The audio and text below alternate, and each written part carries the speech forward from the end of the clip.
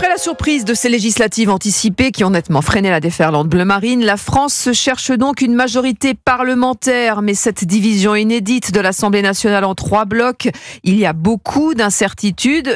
Jacques Serret, quelle stratégie désormais pour Emmanuel Macron alors que c'est l'information de la matinée, Gabriel Attal reste à son poste? Oui, le Premier ministre a été reçu à l'Élysée il y a un peu plus d'une heure. Gabriel Attal a remis sa démission, mais l'Élysée fait savoir que le président l'a refusé. Emmanuel Macron a demandé à Gabriel Attal de rester Premier ministre pour le moment afin, je cite, d'assurer la stabilité du pays.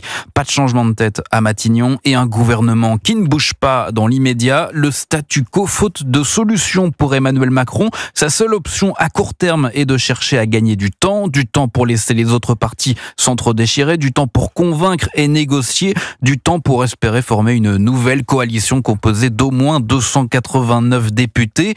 Tout l'enjeu pour le chef de l'État est que le prochain gouvernement ne soit pas renversé par une motion de censure. Le camp présidentiel devrait donc commencer par se tourner vers la gauche, les socialistes, les écologistes et les communistes, en espérant écarter les insoumis. Dans le même temps, certains ministres comme Gérald Darmanin font des appels du pied aux Républicains, ce à quoi Laurent Wauquiez par exemple oppose une fin de non-recevoir. Il n'y aura ni coalition ni compromission, explique le député LR de la Haute-Loire. La clarification souhaitée par Emmanuel Macron n'est pas arrivée à son terme. Le chemin est loin d'être dégagé et à ce stade a surtout des allures d'impasse. Jacques Serret du service politique d'Europe 1.